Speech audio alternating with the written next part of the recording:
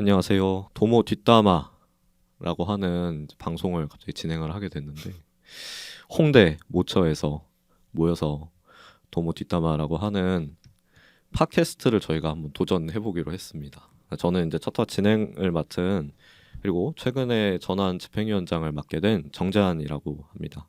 도모 뒷담화는 이제 도모 웹진에 항상 이제 재밌는 글들이 많이 올라오는데 이런 이제 도모에서 다뤘던 내용들에 사실은 뭐 글로 못 담는 내용들이 또 있는 것 같아요. 그래서 저도 항상 애독자인데 보면서 뭐 이런 내용들의 필자들이 또 어떤 생각을 더 가지고 있을까 이런 내용들을 좀 다룰 수 있는 자리를 마련하면 좋겠어서 매우 실험적으로 한번 준비해봤습니다. 그래서 도모의 뒷담화다 보니까 이게 편집장님을 안 모실 수가 없어서 앞담화가 되는 건가요? 도모 편집장님도 한번 모셔봤습니다. 인사해주세요. 네, 안녕하세요. 도모 편집장, 전환기관지 편집위원장을 맡고 있는 이도영입니다.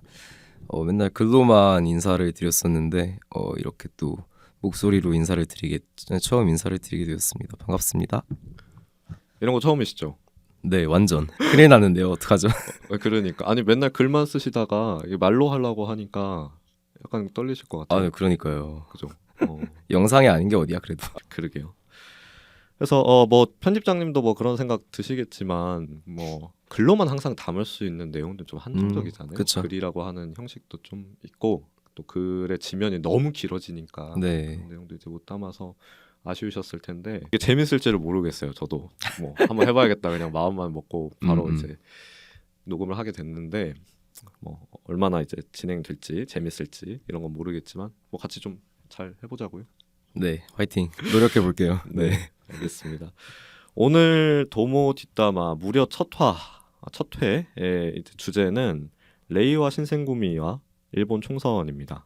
사실 일본 총선 지난 지 꽤 됐어요. 지금 벌써 이제 해를 넘겨가지고 사실 이제 작년 10월의 얘긴데 좀 뒤늦은 감이 있지만 최근에 이제 일본 이제 정세에 대한 뭐 여러 기세들도 사실은 있고 총선 이후에 이제 연립정부가 붕괴될 것이라는 관측도 좀 있었는데 뭐 결국에는 공명장민당의 정부가 유지가 됐더라고요.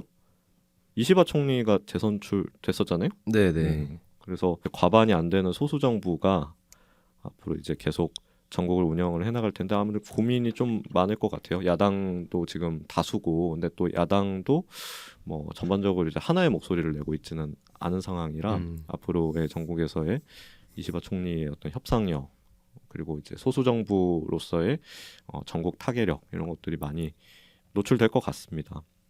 그래서 이번 그 일본 총선은 여당의 부진, 야당의 선전 정도로 정리를 해볼 수 있을 것 같은데요. 그 중에서도 눈에 띄는 선전을 거둔 소수 야당이 바로 레이와 신센구미. 저는 이게 이름이 좀 입에 잘 안 붙더라고요. 그렇죠. 너무 일본어니까 완전. 그러니까 그래서 레이와 신센구미인데요.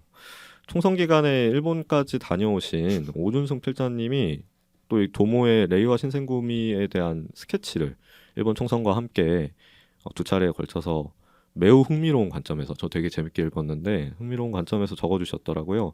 오늘 모시고 이야기를 좀 나눠보겠습니다. 안녕하세요. 인사 좀 해주세요. 네, 안녕하세요. 소개도 해주세요. 자기소개. 자기소개도 해주세요. 아니 뭐 소개할 내용이 없습니다. 원래 뭐 진보 정당에서 활동하다가 네, 요즘에는 그냥 구직하고 있는 오준승입니다. 네. 요새 구직 활동은 잘 되세요? 잘 안 됩니다. 아니 이 참 통계 데이터만 봐도 네.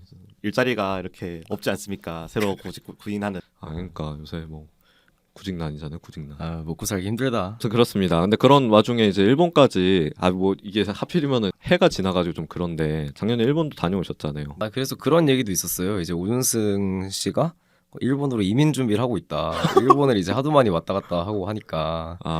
네. 구직 활동을 아예 일본에서 그런 건 아니시고 3번 갔습니다. 3번. 3번 아니 그러니까 저도 그때 기억이 얼추 나요. 그때 갔다가 한 1, 2주 있다가 돌아오셨는데 다시 또 일본을 나간다고 해서 그러니까 아니 뭐 일본에 뭐가 있으신 건가 생각을 했는데 어디 다녀오셨어요?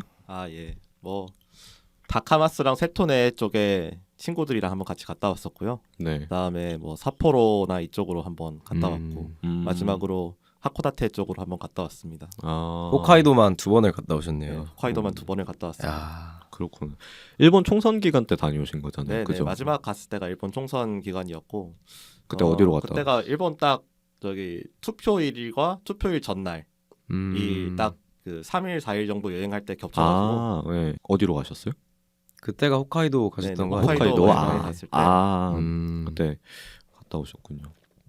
어떠셨어요? 일본 갔다 오신 거? 역시 선거 마지막 날이라고 다들 유세를 참 길게 하시더라고요. 열심히. 그러게요. 아니 일본 유세는 어때요? 저도 일본 총선 기간 때 한번 갔었던 적이 있었거든요. 근데 저는 그때 유세는 못 받고 선거 공보물이랑 막 나눠주시는 것만 봤었어요. 아 그때 총선 아니고 지방선거 때였다. 이게 근데 삿포로가 어쨌든 그 뭐 도쿄 같이 이렇게 수도 지역은 아니지 않습니까? 그렇죠. 그러다 보니까 거기서 했던 유세가 어떤 뭐 좀 대대적으로 그렇게 진행이 됐다고 좀 보기 어렵고 또 저녁에 마지막에 갔어서 그때 갔을 때는 좀 크게 어떻게 진행되진 좀 않았었어요. 그냥 길거리 돌아다니면서 마이크 잡고 얘기하는 유세차 타고 돌아다니는 그런 모습을 봤던 게 하나 있고 나머지는 그냥 공산당과 레이와 신생구미 두 정당에서 연설하는 거 두 개만 각각 봤습니다. 공산당과 레이와 신생구미. 다 그냥 좌파 정말 우연히 정당이네요. 겹친 겁니다. 네. 아니 혁신 정당들만 그러니까 보셨네. 네. 또 이제 좌파들이 말이 많잖아요. 뭐 요새도 길게 막 하고 그럴 거 아니야. 그렇죠. 공산당은 요새가 너무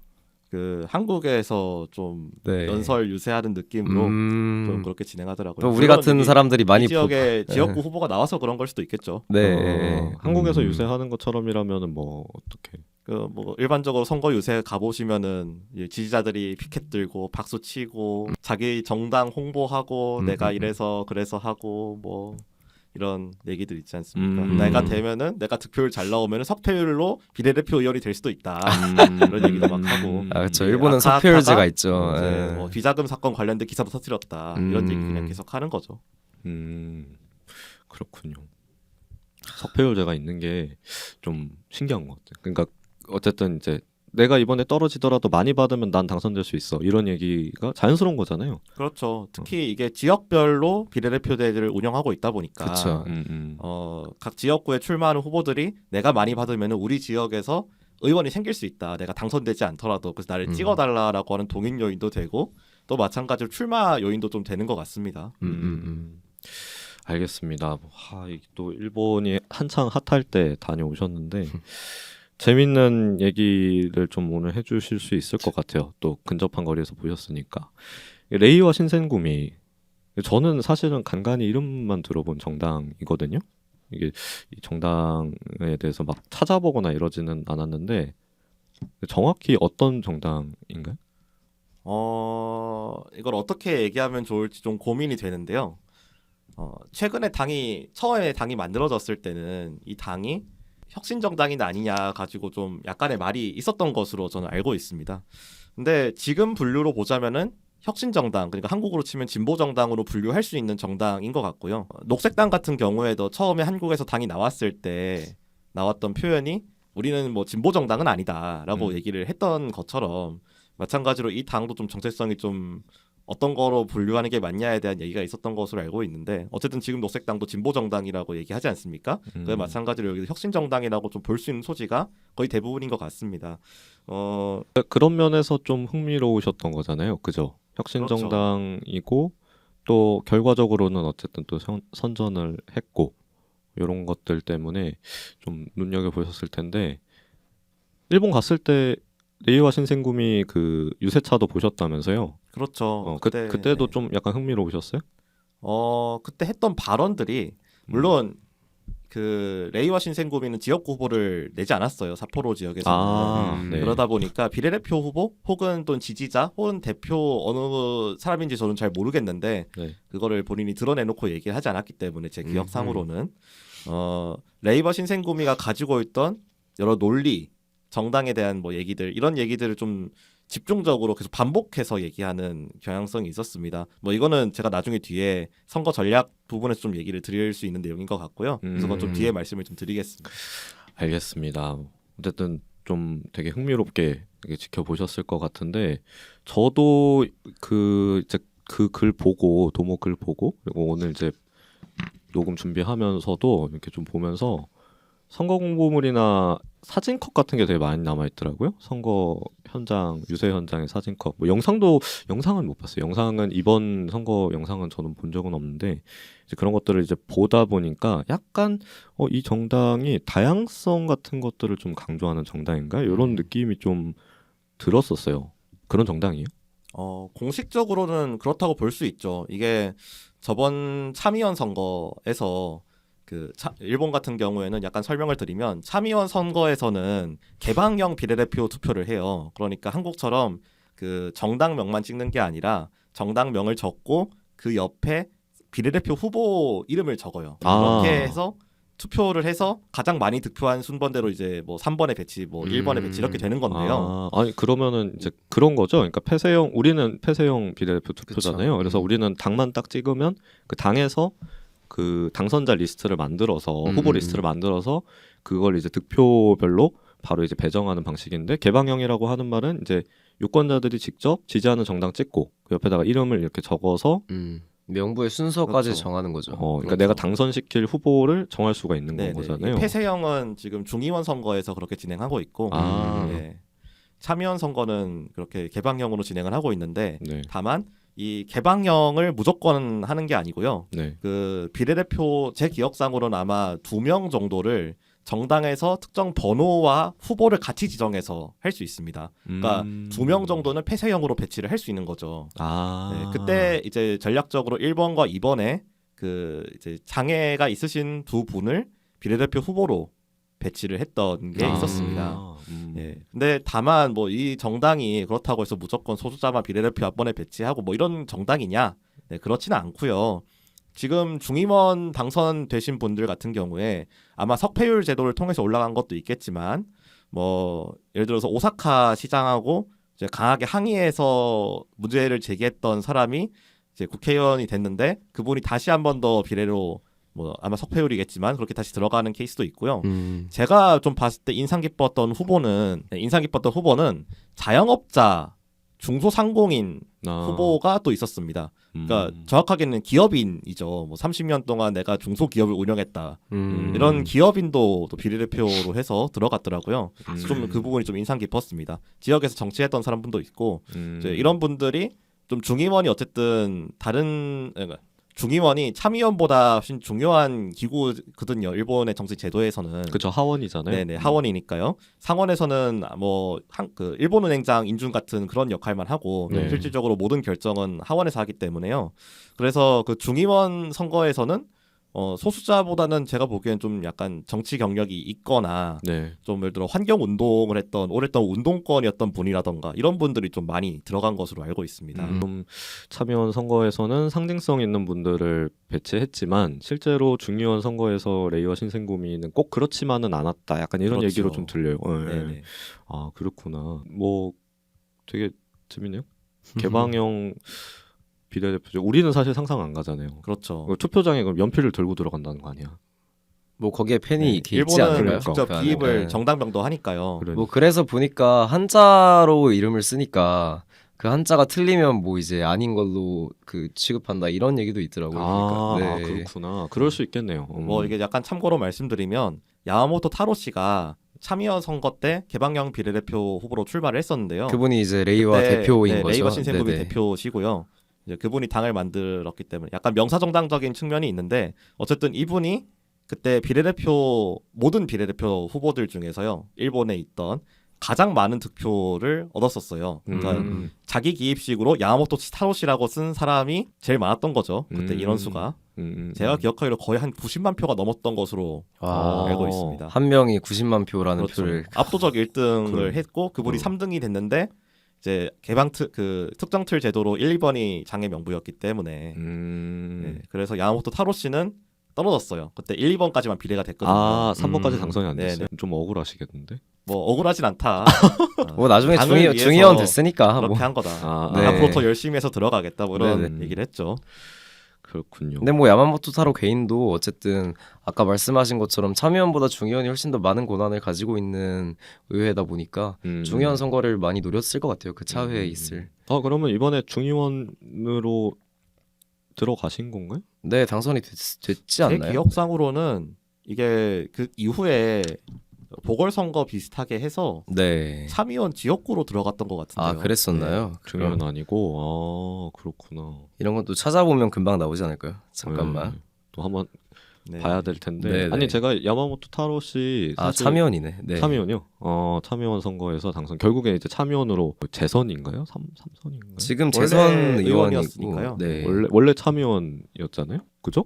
네네네. 그랬나요? 저는 참의원으로 알고 있어요. 저는 그 참의원으로 알고 26회 참의원 선거에서 당선이 됐고요. 있는데. 그 전에는 중의원에서 1선을 했고 그 다음에 참의원 재선까지 지금 하고 있는. 네. 초선을 이제 중의원에서 했고 네네네. 중의원으로 시작을 했고. 맞아요. 그 당시에는 제가 알기로 그 오자와 이치로라고 이치로 맞나? 아무튼 이제 그 일본 정계에 꽤 거물 정치인이 있는데 그 사람하고 정치 행보를 같이 하다가 나중에 이제 좀 본인의 당을 차려서 나온 독립한 이런 걸로 알고 있습니다. 오자와 누구? 오자와 이치로 맞나? 오자와 이치로. 네. 이분은 뭐 무소속이었던 거예요?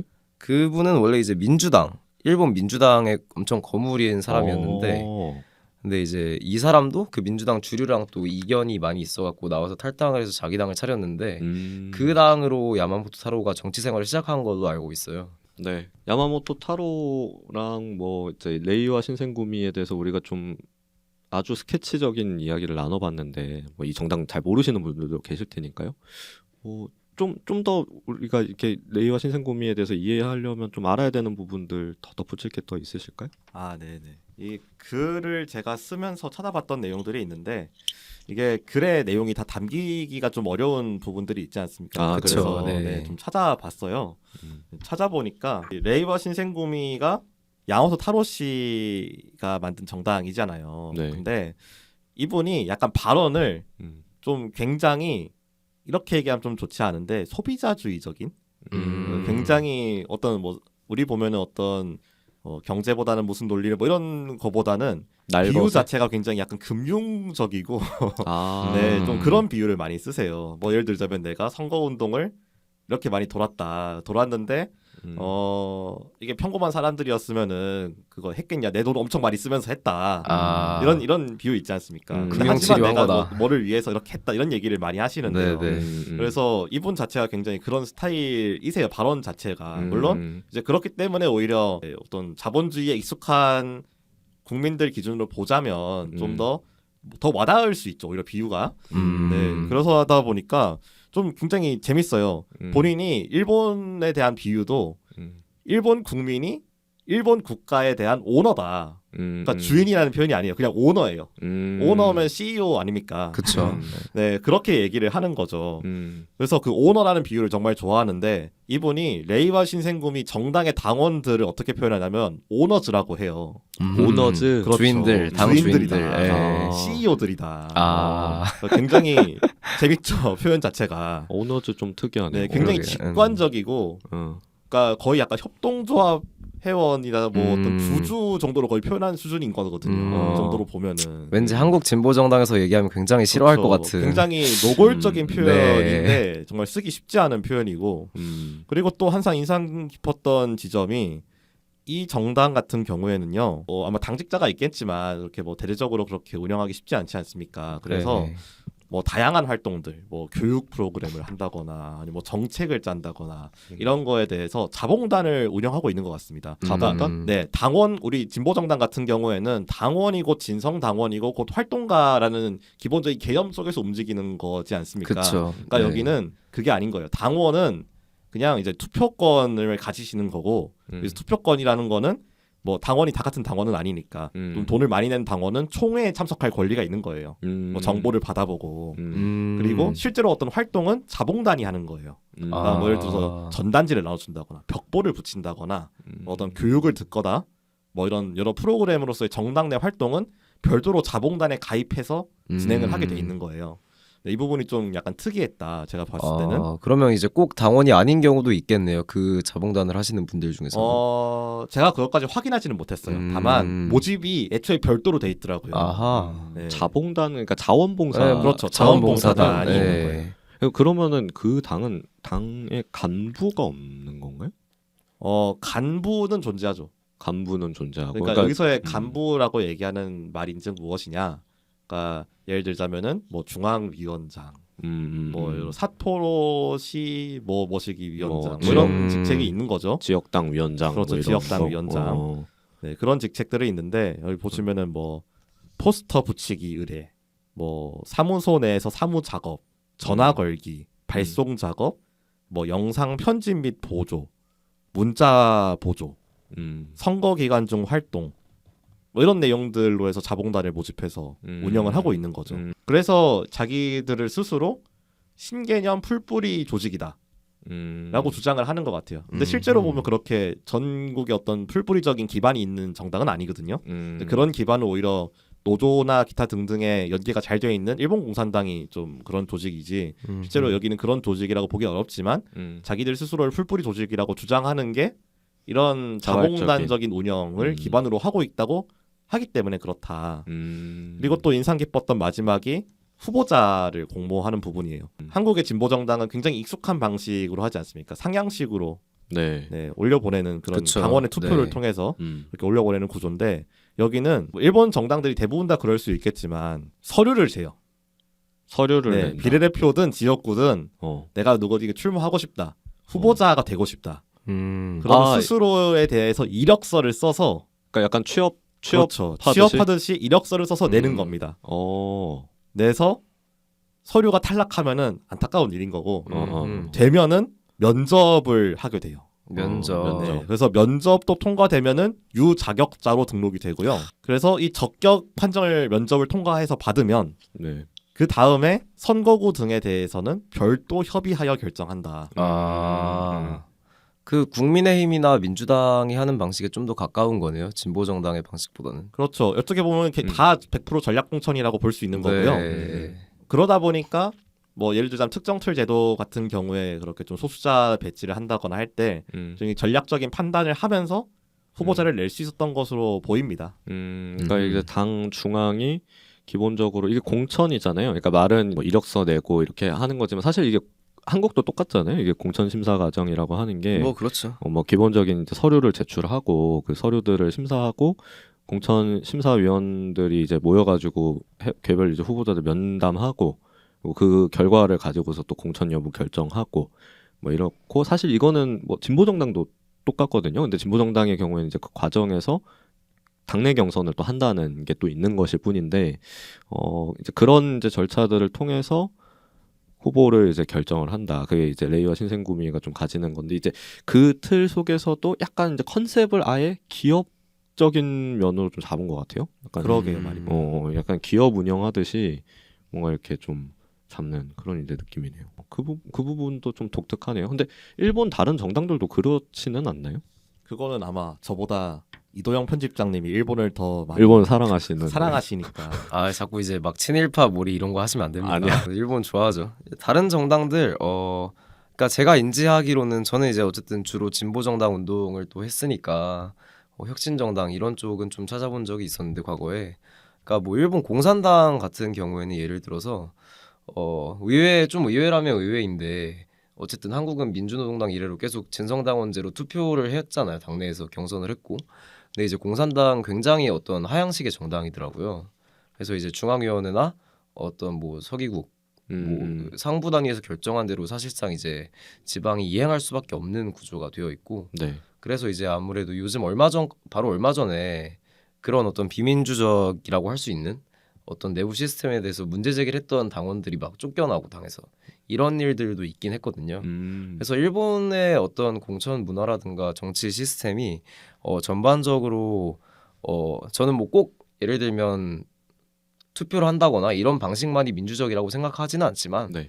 그래도 한국보다 대체적으로 제도적인 민주성이 좀 덜하다 정도는 좀 있는 것 같습니다. 그렇군요. 뭐 이제 전반적으로 약간 비슷한 모델들을 대부분 정당들이 좀 차용하고 있는데 각각의 뭐 이렇게 말하면 너무 가벼워 보일 수 있지만 컨셉들이 조금 다른 느낌인가 봐요. 그렇군요. 그것도 좀 우리 입장에서 사실 당원으로 지낸 지가 저도 이제 10몇 년이 됐는데 벌써 그렇게 저에게 사실은 그런 모델은 잘 상상되는 범주는 아닌 것 같아요. 항상 이제 후보는 당연히 당원 뽑는다 이렇게 생각하는 것 같은데 네. 그것도 생각해 보면은 이제 책임 정당이라는 의미에서 좀 그렇게 하는 정당도 있을 수 있겠구나. 뭐 그런 음. 생각도 좀 들어요. 한국도 사실은 예를 들면 원래 진보 정당이 그런 모델을 가지고 있었는데 그거를 상당 부분 이제 민주당이나 다른 큰 정당들이 가지고 가는 거잖아요. 차용해서 예를 들면 그렇죠. 요즘은 민주당도 당원 경선을 되게 많이 하고 있고 그렇죠. 그래서 아무래도 좀 더 일본이 아직까지 그런 게 안 돼 있다라고 하는 게 좀 위화하게 받아들여지는 건 있는 것 같아요. 한국인의 입장에서.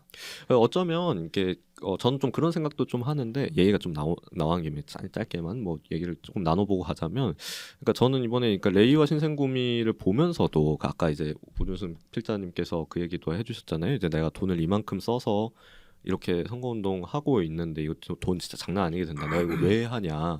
나는 세상이 나아지기를 원하는 사람이다. 좀 되게 강렬한 레토릭이라고 생각해요. 근데 이게 왜 일본에서 되게 강력한 레토릭일까를 제 나름대로 한번 이제 생각을 해보면, 일본은 기본적으로 관료제 사회가 굉장히 체화되어 있는 사회잖아요. 아 그렇죠. 막부 시대 때부터 매우 이제 유능하고 책임성 있는 엘리트들이 주도하는 사회라고 하는 인식이 되게 강렬한데, 그런 인식이 일본 정치에 기반이 되어 있는 거 아닐까 이런 생각도 좀 들어요. 그러니까 정당이 누군가 후보를 결정하고 하는 것도 책임 의식이다. 그러니까 그런 엘리트적 책임 의식을 다하는 거, 소명 의식을 다하는 것이 되게 중요하다 이렇게 생각하는 건 아닐까 이런 생각들이 좀 들더라고요. 특히 그 야마모토 타로의 연설 같은 거 이런 거 보면은 그런 게 막 느껴질 때가 있어요. 이 사람이 자기가 가지고 있는 어떤 소명 의식과 책임 의식을 매우 노골적으로 얘기하는데, 그러니까 매우 적절하게 얘기를 하고 있는데, 일본 그만큼 역으로 생각하면 일본에 있는 대중들, 민중들, 유권자들이 그런 호소를 되게 호소력 있게 듣는다는 거잖아요. 아, 저 사람 굉장히 책임 의식이 있는 그렇죠. 정치 엘리트야. 이렇게 인정한다는 거잖아요. 그게 어떤 일본 문화적인 특성일 수도 있겠고, 관료제 사회를 경험했던, 전통적으로 경험했던 한중일에서 보편적으로 보이는 어떤 문화인 것 같다는 느낌도 좀 들어요. 물론 이게 사실 의회제, 그러니까 내각제 국가에서 보이는 일반적인 특징이 네. 의회의 관료화도 한편으로 존재하지 않습니까? 왜냐하면 장관들을 기본적으로 의원들이 하는 경우가 많기 때문에 네, 그렇죠. 그래서 사실 그들이 합치되는 경향성을 가지는데, 그러다 보니까 관료들이 굉장히 좀 빠른 변화나 그런 내용들을 좀 적극적으로 하지 않는 문제가 있고, 또 자민당이 오래되기도 했고, 그런 문제가 일본 사회에 좀 팽배하다 보니까 좀 빠른 변화, 급진적인 변화를 바라는 일본 시민들의 여론들이 야마모토 타로 씨에게 많이 모이는 측면도 있다고 생각합니다. 뭐 예를 들어 야마모토 타로 씨가 했던 연설 중에는 그런 얘기도 있어요. 이렇게 느린 사람들이 어떻게 과연 급속도로 바뀌는 국제 정세와 경제 문제에 대응을 할 수 있겠냐? 이 사람들이 홋카이도의 농산물 뭐 이런 거 챙길 수 있겠냐? 불가능하다. 그렇기 때문에 이제 그런 의회가 바뀌어야 되고, 바뀌려면 이렇게 빠르고 혁신적인 야당들이 많아져야 되고, 그래서 자기들이 들어가야 된다. 네, 그런 얘기들을 많이 해왔습니다. 좋습니다. 아니 이제 레이와 신생구미의 선거 전략 얘기는 또 약간 좀 뒤에 또 다뤄야 될 것 같아요. 그래서 네네. 그 얘기도 또 중점적으로 저도 되게 궁금하고 한데, 선거 유세의 현장은 또 어땠는지, 그리고 또 오준승 필자님이 또 보셨던 그런 이제 아주 대표적인 그런 레토릭들, 정치 레토릭이잖아요. 정치는 사실 그렇죠. 그런 레토릭들이 어땠는지 이런 내용들은 조금 더 밀도 있게 다뤄보고 싶은데요. 근데 그 이전에 어쨌든 총선은 또 구도예요. 이게 선거는 기본적으로 구도고, 그 사회가 가지고 있는 어떤 현황 이런 것들을 다 반영할 수밖에 없잖아요. 최근에 이제 일본 총선 얘기를 안 하고 갈 수가 없는데, 이도영 편집장님 또 자꾸 이런 얘기 자꾸 해서 죄송하지만 일본은 사랑하시니까 일본 짱. 최근에 많이 이제 일본과 네. 관련된 내용들을 좀 보셨을 텐데, 네네네. 최근 일본 총선도 좀 눈여겨 보셨어요? 네, 그러니까 오준승 님처럼 막 이제 가서 보지까지는 못했지만 나름대로는 찾아봤던 것 같은데, 뭐 어쨌든 제가 인식하고 있기로는 이번 총선은 이제 집권 여당이 자민당이 이제 굉장히 인기 없던 기시다 후미오 총리에서 이시바 시게루 총리로 교체가 되면서 또 이제 좀 동력을 확보하고, 또 이제 어떤 교착 상태에 빠진 전국을 타개하기 위해서 조기 총선을 한 걸로 알고 있거든요. 뭐 지금의 그 전에 의회를 해산하고 음. 그래서 아무래도 이제 이런 상황에서 뭐 여당 입장에서도 그렇고 여러 가지 쟁점들이 좀 사회적으로 많이 있었던 것 같아요.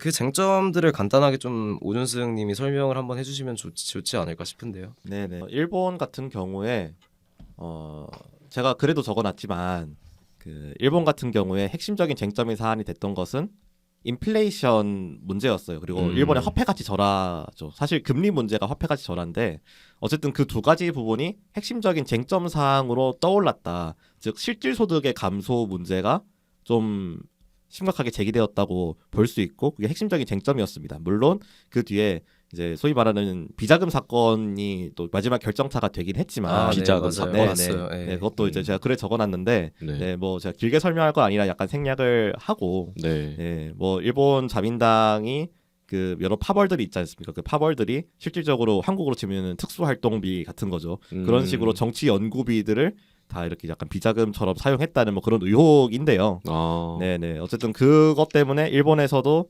굉장히 자민당 내에서도 파장이 많았었고요. 네, 그게 어쨌든 선거에서는 가장 영향이 컸다고 투표 결과가 나오긴 합니다. 하지만 야당이 굉장히 많잖아요. 어떤 야당을 찍을 거냐.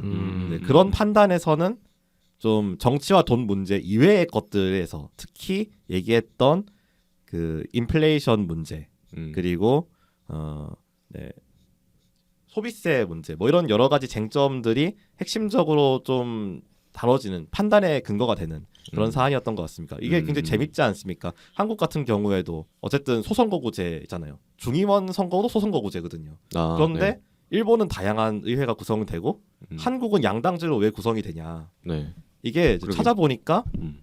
주요 정당들이 핵심적인 쟁점이 되는 정책에 대해서 입장이 다 달라요. 한국 같은 경우에 사실 정당 답변서 이렇게 쭉 내려보시면은 핵심적인 내용 다 비슷하거든요. 그렇죠. 국민의힘이냐 그렇죠. 야당이냐. 맞아요. 네, 그런 부분 좀 있는데 일본 같은 경우에는 좀 굉장히 다양한 입장. 아니 이 사람은 왜 이런 입장을 가졌지? 그렇게 생각했던 지적이 많았고요. 아, 그러니까 사실은 이제 그렇잖아요. 여당 지지층 그리고 야당 지지층. 그러니까 지금의 이제 정부 여당을 지지하는 지지층과 지금 정부 여당에 문제가 있어. 그래서 정권 바꿔야 돼라고 생각하는 야당 지지층이 있고 무당층도 사실은 투표 날이 다가올수록 이게 분화가 되기 시작하잖아요. 근데 이제 오준승 필자님이랑 이렇게 얘기해 주셨던 것처럼 비자금 사건 이게 사실은 정부 여당이 가지고 있는 가장 큰 이 윤리적인 어떤 귀책점이 이제 발생을 한 거고 그로 인해서 아 정권 교체해야 돼라고 하는 열망이 높아졌는데 그러면은 야당 어디 찍지? 이런 생각들을 하는 과정 속에서 그 스펙트럼을 되게 다양하게 야당들이 보여주는 그 내용들 그게 이제 경제 정책이었다. 그렇죠. 그렇게 사실 생각하는 뭐 그밖에 나는 정책들로 비교를 해보면 네. 네, 정치와 돈 문제는 이제 야당을 규탄하는 여러 사건인 거니까 정책적으로 봤을 때 좌우파를 가르는 기준이 안보 문제랑 평화헌법 문제 말고는 사실 네, 그게 이제 이렇게 저희 좌우 스펙트럼 기준으로 봤을 때 딱 나눠지는 거지. 나머지 정책들은 사실 그렇게 크게 쟁점이 되지 않는. 한국 같은 경우에는 국민의힘이 뭐 경제적으로 굉장히 시장주의적이고 보수적인 정책들을 펼친다고 얘기를 하지 않습니까? 네네. 네, 그렇게 하는 여당의 어떤 정책이 두각돼야 되는데 이상하게 자민당 정책에 대한 답변 내용을 보면은요 중립이 그렇게 많아요. 그러니까 뭐 찬성이다 반대다가 아니라 그냥 애매한 입장을 취하는 경우가 간보는 많습니다. 약간 맞죠? 경제 정책에 대해서 네, 관료 정확하게는 약간 뭐라고 해야 되죠? 관료 정당에서 나오는 관료적 답변을 보는 느낌이다. 그러니까 대체적으로 이제 현황 유지를 그렇죠. 원하는 것처럼 네네네. 보여진다는 그렇죠. 거잖아요. 중립이라는 거. 그렇죠. 근데 이제 문제는 얘기했던 것처럼 이 소비세 문제, 그러니까 정확하게는 인플레이션 문제에 대해서 실질 소득 감소 문제에 대해서 이게 더 이상 답변을 미룰 수 없는 상황인데 그런 중립적인 답변을 한 것도 좀 네, 여당에 대한 여러 심판 여론을 좀 강화시킨 요인이지 않았을까 그런 생각이 듭니다. 그렇군요. 인플레이션, 디플레이션? 왜냐면 저는 이제 일본은 디플레이션 문제가 되게 심하다고 그동안 알고 있었는데 네네. 인플레이션 얘기를 하신 거 보니까 최근에는 또 인플레이션이 또 문제가 되고 있나 봐요. 아, 예. 이 데이터를 보시면은 나와 있는데 아베노믹스 이후에 전반적으로 평균적인 물가 상승률을 보면 대체적으로 연도별로 실질 물가 상승률은 거의 0%대에서 움직이지 않고 있어요. 이거를 경제학적 용어로 정확하게 어떻게 표현하면 될지는 아마 경제학과시니까 잘 아실 건데. 제가 또 야매 경제학과 아, 네. 학도라서. 네. 네, 그래서 뭐 이걸 정확하게 어떻게 표현하는 게 적절한지는 모르겠지만 아무튼 디플레이션 또는 제로 그러니까 물가 성장률이 굉장히 0에 가까운 또는 마이너스로 약간 가는 네. 네, 그런 상태를 그러니까 실질 경제 성장률이요. 네, 네, 네. 그런 상태를 길게 유지하다가 코로나 시기 이후에 음. 그 이후에 정확하게 2021년도 7월에 그 미국의 급격한 금리 인상과 동시에 일본은 금리를 올리지 않고 동결하는 시기 기준으로 일본의 화폐 가치도 급속도로 떨어지는 것도 있지만 한편으로는 물가 상승률도 계속 높아지기 시작했어요. 네. 이게 뭐 그냥 통상적인 경제학적인 내용으로 보면은 수입 물가 상승으로 이어진다고 하지 않습니까? 화폐 가치의 절하가.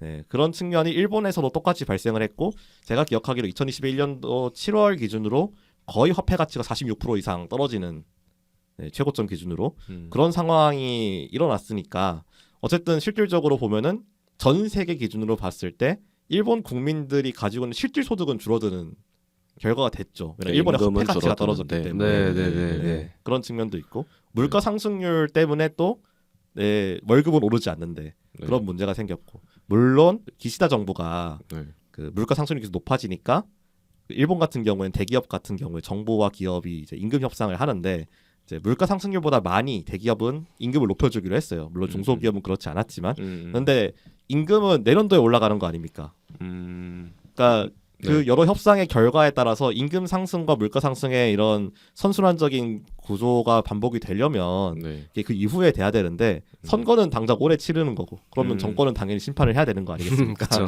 네, 이게 내가 지금 당장 체감이 안 되는데 네, 그 심판이 좀 강하게 발령이 됐다. 네, 그렇게 볼 수 있을 것 같고 또 일본이 굉장히 특이한 실질적으로 보면은 어떻게 하면 실질 소득을 높일 것이냐에 대한 문제가 핵심적인 쟁점이었고 네. 그에 따른 인플레이션도 같이 다뤄지는 사안이었는데 네, 일본 같은 경우에 그 실질 소득을 어떻게 높일 것이냐 네. 그것이 한 세 가지 정도 이슈로 나왔어요. 사실은 그게 첫 번째는 소비세. 물건을 살 때 들어가는 가격이 낮아지면 되는 거 아니냐 하는 소비세 폐지에 대한 논쟁이 있었고요. 왜냐하면 이제 실질 임금이라고 하는 건 통상적으로 이제 명목 임금, 제가 또 약간 경제학 아는 척 잠깐 해보면은 명목 임금이라고 해서 그냥 진짜 이제 딱 계좌에 찍히는 그 금액 그대로의 임금의 물가 상승률을 제외한 게 실질 소득이거든요. 실질 화폐 가치라고 하는 게 화폐로 얼마나 많은 걸 살 수 있냐.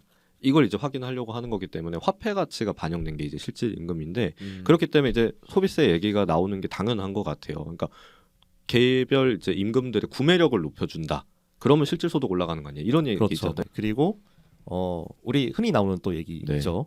그 소위 말하는 근로소득세. 근로소득세. 네, 네, 근로소득세를 감면한다. 그러니까 소득세 감면을 통한 또 실질 임금 상승 뭐 이런 얘기를 또 다뤘고 이거는 네. 지금 가장 인기를 얻고 있는 그 국민민주당의 다마키 씨가 네. 많이 얘기하던 내용이었습니다. 네, 그런 내용으로 또 한 축에 존재하고요. 또 한 개는 이제 소득세 뭐 구간을 조정한다. 뭐 이런 여러 가지 내용들이 있습니다. 그래서 그 중에서 지금 대체적으로 많이 합의가 됐던 사안은 그 연수의 벽이라고 하는 논쟁이 있었는데 뭐 그냥 약간만 간단하게 그냥 지나가는 내용으로 얘기 드리면은요. 네. 일본 같은 경우에는 뭐 이제 비정규직 자영업, 비정규직이나 약간 단시간 노동자 같은 분들이 계시거든요. 그분들이 103만 엔 이하로 소득을 벌면은 소득세를 좀 면제해주고 그 뒤부터는 소득세가 높아지는 103만 원? 네, 103만 엔. 103만 원이면 우리로는 1,030만 원? 그쵸. 1,000만 원 좀 넘는 정도? 아, 제가 약간 착각을 한 것 같은데 한국 돈으로 한 103만 원 정도일 거예요. 어쩐지 네네네. 좀 네. 말이 그 안 액수가 되게 크더라. 예. 깜짝 놀래가지고. 네. 네네. 네네. 그래서 이게 물론 제가 정확한 내용은 지금 좀 본지 좀 돼서 기억이 나지 아, 않는데 네네. 그냥 대체적으로 얘기 드리면은 대충 한국 돈으로 치면은 한국으로 예시를 드리면요 그냥 103만 원 정도로 만약에 돈을 벌면은 소득세를 이제 많이 감면을 해준다는 거예요. 근데 문제는 어떻게 되냐? 103만 원을 넘어서서 돈을 만약에 벌게 된다. 그러면은 갑자기 소득세가 확 높아지면서 내 실질 소득이 줄어드는 구조가 되는 거예요. 네, 그러다 보니까 다 103만 원 이하로 돈을 벌게 하고 기업도 그렇게 배치를 하려고 하는 그런 문제 때문에 증식 제기가 됐었는데 네. 이거는 다 조정을 해야 된다는 게 전반적인 입장이었어요. 그래서 뭐 일본 총선도 최근에 보면 알겠지만 국민민주당이 자민당과 최근에 합의한 내용이 그 연수의 벽을 좀 어떻게 하겠다 뭐 이런 거에 대한 공감대 그런 거 정도가 좀 있었습니다. 어쨌든 이제 여러 다양한 쟁점 가운데에서 좀 많이 다뤄지는 내용이 소비세 폐지였습니다. 소비세. 아니 저도 이렇게 보면서 소비세가 쟁점이 된다는 게 좀 되게 흥미롭더라고요. 이렇게 세제 혜택 같은 경우에는 사실은 직접적인 선거 쟁점이 되는 걸 본 지가 전 좀 오래됐던 것 같아요. 그러니까 세금 감면 이슈들 같은 경우에는 특히 소비세는 우리 입장에서는 사실 소비세 감면이라고 하는 것도 굉장히 낯설잖아요. 그렇죠. 음. 저희는 물건을 살 때 어, 그 사실상 가격이 다 녹아서 나오고 사실상 판매자가 부담하는 거랑 마찬가지인 세금으로 부가가치세니까. 지금 뭐 한 몇십 년 동안은 사실은 소비세가 딱 정해져 있으니까 부가가치세. 그렇죠. 우리 네. 입장에서는 이제 부가가치세인데 VAT. 소비세가. 네. 근데 이제 그게 우리는 딱 고정된 지가 너무 오래돼가지고 10%로 지금 돼 맞아요. 있잖아요. 네. 지금 뭐 그게 논쟁이 된다 이런 거는 상상하기가 사실은 쉽지가 않아요. 내는지도 모르고 내니까 사실. 이게 사실은 그냥 슉 나가버리니까. 물론 그래서 박근혜 때 사실 복지를 좀 강화하겠다면서 복지 재정을 이제 그 부가가치세를 20%로 높여서 네네 뭐. 뭐 하겠다고 나왔다가 욕을 엄청 많이 먹고 그렇죠. 그랬던 게 그나마 있던 사례죠. 그래서 이게 그러네. 그걸 생각해 보니까 우리도 그런 이제 소비세 인상 음. 이슈가 있었던 것 같은데 소비세 인상 이슈 일본에서 이렇게 쟁점이 되는 거 두 분은 좀 어떻게 보이세요? 뭐 저는 제기될 만하다. 제기될 만하다. 왜냐면 이게 사례가 당장 있지 않습니까? 뭐 제가 적어놨긴 했지만 네, 당장 일본에서 소비세가 도입된 다음에 네. 계속 소비세율이 올라가요. 소비세율이 그러니까 계속 내가 돈을 내는 게 계속 높아진다는 게 음. 거의 연 지날 때마다 확인이 되는 게 일단 첫 번째 분노 포인트일 것 같고, 네, 그다음 두 번째는 일본 같은 경우에는 카드 결제고 뭐 이런 거보다 현찰을 좀 많이 쓰던 사회고 지금도 지역에서는 현찰을 많이 쓰는데 네, 이제 뭐 그러다 보니까 좀 뭐 지역에서야 좀 아직 이제 그냥 현금 받고 세금을 안 내고 이럴 수도 있겠죠. 뭐 그건 잘 모르겠지만 도시는 이제 슬슬 카드 쓰기 시작하잖아요. 네. 그러면은 이제 예를 들어서 그 돈키호테 같은 데 곳에 가서 결제를 하면 네, 소비세가 기본 가격에 추가로 더 붙어서 계산을 해서 돈을 내야 돼요. 맞아요. 내가 물건을 맞아. 살 때마다 내가 돈을 더 낸다는 걸 확인하고, 맞아요. 즉 내 돈이 나간다, 소비자의 돈이 나간다는 걸 소비자가 직접 확인하는 음. 지출을 하거든요. 네, 네, 이 두 가지 사항 다 겹쳐서 생각을 해보면은 사실 익숙치 않고 가격은 더 높아지고 내 돈 내는 거 내가 확인하니까 너무 화가 날 것 같다. 사실 저도 그래서 일본 여행 갔을 때 물건 살 때마다 소비세에 대해서 너무 화가 많이 나더라고요. 아 맞아요. 아. 네. 그러니까 아니 저도 그 사실은 이제 작년 중순쯤에 일본 갔었었는데 뭐 매번 사실 일본 갔었을 때마다 느꼈는데 이게 돈키호테에 저 그때 돈키호테 갔었는데 네. 돈키호테에 적혀 있는 가격은 사실 면세잖아요. 그렇죠. 그리고 그거 저 국내에서 쓸 거예요. 예를 들면 술이라면은 술 여기서 먹을 거예요 하면 이제 밀봉 따로 안 해주고 대신 이제 소비세 딱 붙여가지고 결제를 해서 금액이 올라가잖아요. 그런 거 보면서 아 이게 뭔가 외국인이라서 더 이렇게 느껴지는 건가 이런 생각했는데 사실은 현지에 사시는 분들은 더 많이 느꼈을 것 같아요. 이게 소비세가 바로 이제 본인들한테 체감되지 않고 또 일본 원래 소비세가 낮았거나 없었던 이제 국가였었기 때문에 그런 부분들이 좀 있을 것 같은데. 그렇죠. 거의 뭐 3%에서 조금씩 높여가지고 이제는 10%. 많이 높아졌다. 그것도 얼마 전에는 8%였다가 10%가 됐어요. 뭐 계속 그런 식으로 높이는 게 실제로 눈에 보이니까 사람들이 더 많은 반발을 하는 거겠죠. 그렇죠. 가뜩이나 실질 임금도 줄어들고 물가도 높아지는데 네. 세금은 다 높아진다. 화가 날 만하죠. 그렇죠. 그런 비판들이 많더라고요. 이 소비세라고 하는 게 뭐 아까 말씀해 주셨다시피 정당마다 입장은 다르지만 역진세다 사실. 역진세고 서민증세다. 그런 대체적으로 이제 그런 궤에서 비판을 많이 하는 것 같더라고요. 맞아요. 또 경제학 아는 척. 실제로 소비세는 역진세죠. 실제로 네. 역진세고 경제학에서도 소비세는 빈자에게 물리는 세금이라는 말이 있을 정도로 사실은 이제 소비세 자체가 소득 수준을 뭔가 이렇게 개편하기보다는 오히려 소득이 낮은 계층에게 부과되는 세금의 영향이 좀 크거든요. 소득 수준이 낮을수록 소비세에 대한 과중성이 훨씬 높아지는 거죠. 왜냐면 사람들 사는 건 다 똑같이 사니까 100만 원 버는 사람들이 뭐 10만 원에 사고 10만 원 버는 사람들이 뭐 만 원에 사고 이렇지는 않잖아요. 다 그쵸. 똑같은 가격에 똑같은 형태로 이제 물리다 보니까 소득 수준 낮을수록 이거는 중과세적 이제 측면이 있다는 얘기를 하는데 일본에서도 비슷한 논란들이 있을 거예요. 특히 또 레이와 신센구미 같은 경우에는 소비세 또 반대하고 있잖아요. 소비세 그렇더만요. 인상 네. 반대, 인하 거기다 더 나가서 소비세 폐지까지. 폐지까지 얘기하고 있는 상황이니까 어떤가요? 뭐 레이와 신센구미도 이 부분에 대해서 뭔가 막 입장 같은 게 좀 있었을 것 같은데. 그렇죠. 이 사실 소비세 폐지가 진짜 핵심적인 쟁점 사항이었어요. 그러니까 정확하게 야당들 간의 입장이 다 다른 사안이었던 거고요. 금리 문제와 같이 엮여서 다뤄졌던 내용인데요. 그러니까 그러니까 레이와 신생구미 같은 경우에는 소비세 자체를 완전히 폐지하자라고 주장을 했어요. 네, 사실 공산당 같은 경우에는 단계적 폐지로 아마 얘기를 했던 것으로 기억하고요. 일단 5% 낮추고 그에 따라서 다른 재정 조정에서 뭐 재정을 메우고, 왜냐면은 소비세가 일본 재정, 한국도 마찬가지거든요. 소비세가 일본 재정에서 거의 한 20% 30% 차지할 거예요. 네, 그게 다 비워지면은 그럼 그걸 뭐로 메꾸냐 이런 얘기가 계속 나오기 때문에. 근데 레이와 신생구미는 정말 과감하게 소비세 폐지를 주장을 한 거고, 네. 거의 약간 좌파 포퓰리즘적인 측면이라고 볼 수 있죠. 어떻게 보자면. 네, 재정 대책 생각하지 않고 거의 폐지하자고 한 거나 마찬가지니까요. 물론 이제 얘기는 해요. 예를 들자면은 왜 소비세를 폐지하는 게, 소비세 폐지를 하면 안 된다. 왜 그러냐라고 제기를 하니까 야마모토 타로 씨가, 아니 소비세는 원래 일본에 없었어.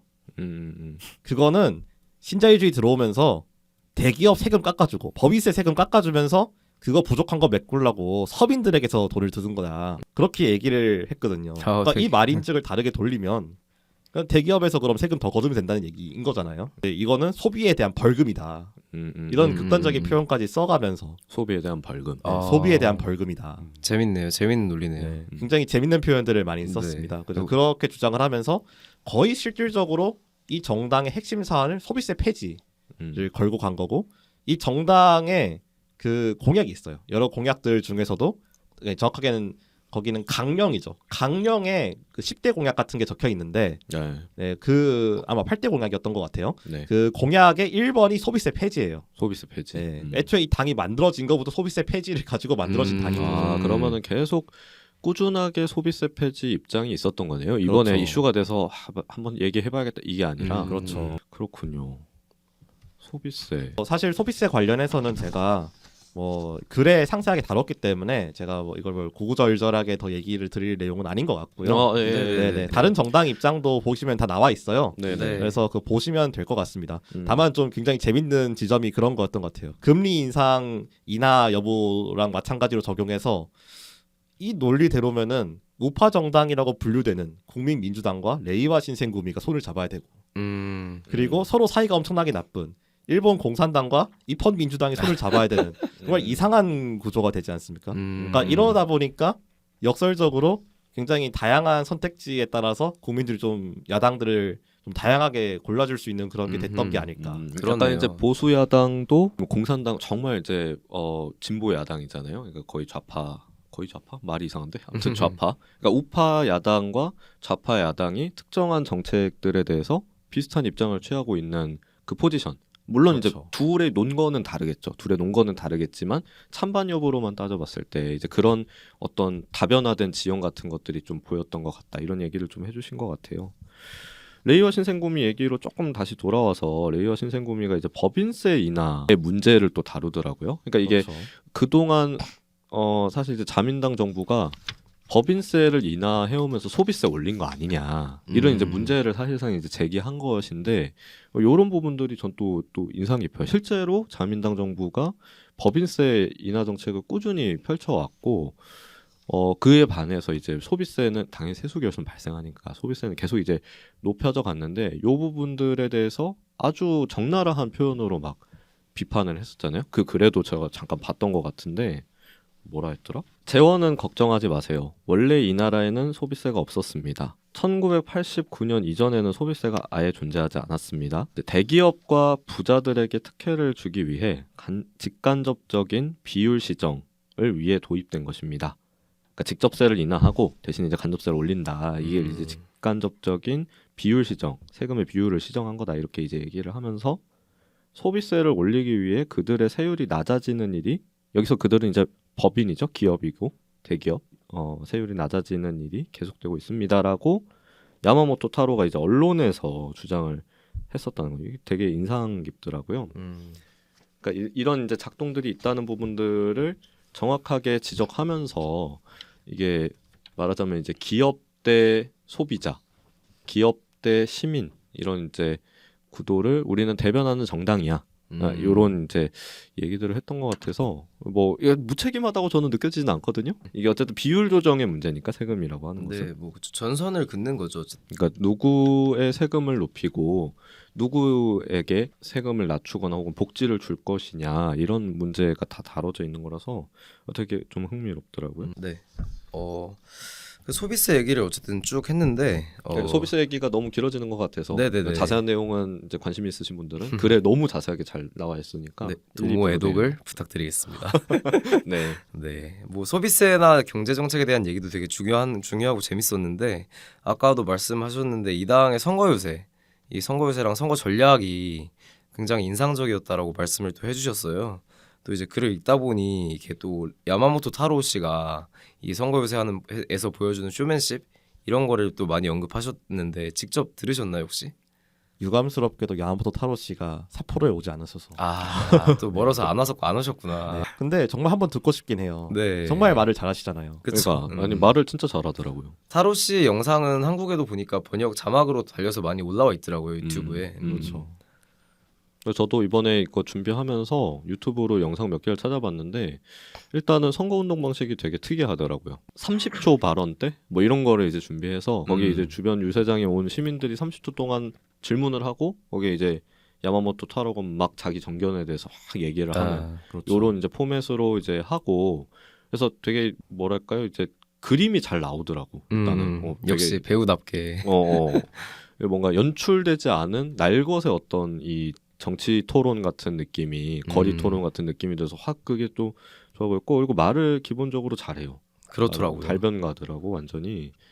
그래서 못 본 거는 좀 아쉬우시겠어요? 아니 뭐 도쿄에서 유세를 하고 있을 거니까 주로 지역이 참 인상 깊더라고요. 저도 영상 하나 봤는데 저기 오사카에서 진행하는 유세에서 그 야마모토 타로 씨를 규탄하는 이제 극우 청년들이 방송차 타고 다니면서 연설을 하니까 거기 애국지사 형씨 여기 여기 오라고 와서 직접 여기서 얘기하고 같이 얘기를 해보자. 그러니까 여기 저기 그 방송하는 형씨 동료들은 좀 잠깐 좀 소리 좀 낮추라고 해 하니까 소리 좀 낮춰줘 이러면서 얘기를 30분 동안 하는 참 재미있는 영상이었는데요. 맞아요. 한국에서 참 보기 어려울 것 같습니다. 그러니까요.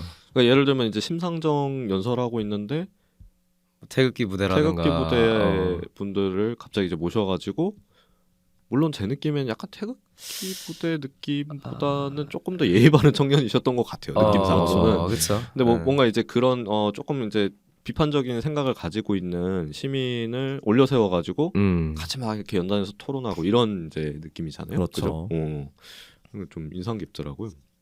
우리는 또 자주 볼 수 없는 그런 이제 광경이기도 했고. 그렇죠. 그래서 그런 걸 좀 보니까 이게 아무래도 야마모토 타로 씨가 가지고 있는 그런 이제 모습들 그리고 그런 이제 레이와 신생구미가 가지고 있는 어떤 컨셉들 이런 게 이 선거 전략에 되게 많이 녹아 있는 것 같더라고요. 그렇죠. 아까 얘기했던 그 유튜브 영상 같은 경우에도 뭔가 시민과 직접 거리에서 토론한다. 우리는 세상을 바꾸기 위해서 세상을 힘들어하고 저주하는 당신들과 함께 토론하면서 이 세상 왜 바뀌어야 되는지 나는 얘기할 거야. 이런 느낌을 되게 주는데 예를 들면 그런 게 곳곳에 다 박혀 있는 것 같아요. 뭐 정책 같은 경우에도 되게 그렇죠.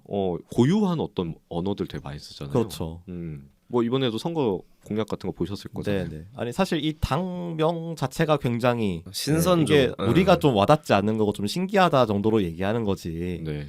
그 레이와 신생구미면은요. 네. 그러니까 신생구미가 이제 막부 시대에 활동했던 신선조라고 하는 조직을 명칭을 사용한 거고 레이와는 이제 일본의 소위 말하는 연호니까 그렇죠. 그러니까 한국으로 치면은 거의 무슨 21세기 단지 동맹 뭐 이런 명칭을 막 쓰는 거예요. 이거보다 훨씬 더 와닿는 일본인들로서는 그런 명칭을 쓴 거죠. 위정척사 동맹 그렇죠. 이런 거. 위정척사 동맹 뭐 이런 거를 쓴 거예요. 신선조라고 하는 조직이 있었어요? 정치 결사체인가요? 이게 정확히 막부를 지키는 일종의 뭐 그런 집단인 건데요. 근황파 같은 네네. 막부에. 네, 근데 일본 같은 경우에는 좀 그런 문화가 있지 않습니까? 지사 문화. 뭐 일본도 안중근 좋아하시는 분도 있고, 그건 지사 문화가 있기 때문에 내 약간 소신을 위해서 초계같이 목숨과 일생을 바치는 사람들에 대한 어떤 그런 문화가 있잖아요. 이제 그런 문화로 좀 인기를 많이 얻는 분이에요. 네, 그래서 그런 신선조라는 명칭을 사용한 것 같아요. 왜냐? 명부터. 내가 이런 소신을 지키는 원칙과 소신의 정당이다. 네, 그런 걸 좀 강하게 얘기하고 싶었던 것으로 보입니다. 맞아요. 네. 그래서 재밌었던 게 그 야마모토 사로 씨가 한번 어쨌든 그런 뭐 비판을 받은 적이 있었어요. 방송에 나와가지고 나름 진보 혁신을 지향하는 정당인데 이 신선조라는 사실 신선조는 구체제를 수호하는 이미지거든요. 네. 막부라고 하는 구체제를 수호하는 이미지인데 막 이제 그런 뭐랄까 그런 이름을 써도 되는 거냐 이런 비판을 받은 적이 있었는데 거기다가 이제 유신회 일본 유신회를 들고 나오면서 자민당의 이 부하진만 하면서 유신을 말하는 저런 정당도 있는데 우리 정도면 양호하지 않냐 이렇게 얘기를 하시더라고요. 재밌었어요. 되게. 네, 굉장히 재미있고 위트 있는 네. 분이죠. 아무튼 그러다 보니까 이 당의 좀 정책 그런 부분에서도 얘기했던 것처럼 굉장히 좀 처음 들어보는 이게 무슨 의미냐고 저도 그래서 일본을 좀 잘 아는 일본어도 할 줄 알고 그렇게 하는 분들에게 많이 좀 물어봤어요. 여기 보면은 장학금 덕정령이라는 게 있더라고요. 덕정령이 대체 뭐지? 이러면서 봤는데 이 덕정령이 그 옛날에 일본에서 네. 막부나 뭐 이런 조정에서 천재지변이 발생하면 약간 특별 사변령 같이 이 사람이 진 빚을 탕감해주는 뭐 그런 부채탕감. 그렇죠. 부채탕감. 이게 그 장학금 덕정령이 뭐냐면 한국으로 치면 학자금 부채 탕감을 하겠다는데 그거를 장학금 덕정령이라고 그러니까 이 유신 지사들 아닙니까? 아 그렇죠. 그 컨셉에 맞춰서 지금 쓴 말인 거예요. 거의 완전 컨셉충이네. 그렇죠. 그래서 제가 물어본 친구도 똑같이 얘기했어요. 이거 완전 컨셉충 아니냐. 그거 좀만 더 이면 이제 완전히 무슨 뭐 옷이라도 입고 나오겠어요. 그러니까 뭐 하오리 두르고 이러고 그렇죠. 나오겠네. 그리고 또 나왔던 게 톤데모법 폐지. 그 톤데모법이라고 하길래 톤데모가 뭔데? 라고 생각했더니 톤데모나이라고 네. 말도 안 되는 터무니없는 것이 톤데모나이라고 하거든요. 톤데모법이란 그래서 뭐냐? 터무니없는 법 일과 폐지 이렇게 공약을 건 거예요. 그러니까 터무니없는 어떤 규제 정책들, 그렇죠. 터무니없는 법들, 그러면, 말도 안 되는 법들. 그럼 그 톤데모법에 해당하는 뭐 법률이 있던가요? 그러니까 구체적으로 그런 내용들을 톤데모법 폐지라고 하고 막 적어놓지는 않았죠. 그러니까 이거는 강령에 있는 8대 정책인 거예요. 그러니까 사실상 이 톤데모법이란 무엇이냐? 우리가 주장하는 말도 안 되는 법들을 폐지하겠다 하는 법안들. 예를 들어서 보면은 무슨 뭐 이제 이런 얘네들 정책집을 보면은 굉장히 재밌는 정책들이 많은데 네. 뭐 이제 기후 정책도 있고 우리가 아는 진보 정당이 굉장히 익숙한 정책들이 많아요. 네. 그런 법도 따지고 보면은 이런 불필요한 규제인 경우에는 톤데모법에 해당될 수도 있겠죠. 그렇군요. 완전히 어떤 작심하고 나온 컨셉 정치 집단 약간 이런 느낌이 드는데 재밌는 것 같아요. 네. 이게 사실은 되게 유권자들한테는 확확 다가오는 내용일 거거든요. 그렇죠. 일본의 문화를 알기 때문에 되는 거잖아요. 네. 그렇죠. 어떻게 보자면은 일본 사회에서 살아온 사람들 입장에서는 굉장히 익숙한 표현들인데 이거를 굉장히 위트 있고 재밌게 얘기를 하신 거죠. 맞아요. 그래서 어떤 일본 역사에 대한 이해 그리고 일본 유권자들이 가장 친숙하게 체감할 수 있는 언어 그러면서 시민 혹은 대중과 기업 이런 어떤 갈등 구조를 설명하는 방식들이 굉장히 딱 와닿을 수 있는 언어들. 그러니까 아까 이제 좌파 포퓰리즘 잠깐 얘기했는데 굉장히 어떤 면에서 좋은 의미에서의 포퓰리즘적 언어잖아요. 그렇죠. 함께 탁 알아들을 수 있는. 사실 우리도 선거를 몇 번 해봤지만 선거에서 되게 중요한 건 컨셉이랑 저는 이런 거 같거든요. 한 번에 딱 알아들을 수 있는 말. 맞아요. 네. 이게 중요하고 또 이 노회찬 의원도 그런 게 좀 잘 됐었던 분이셨고. 맞아요. 이 공약집 보면은 굉장히 재밌는 표현이 많아요. 진짜 안보.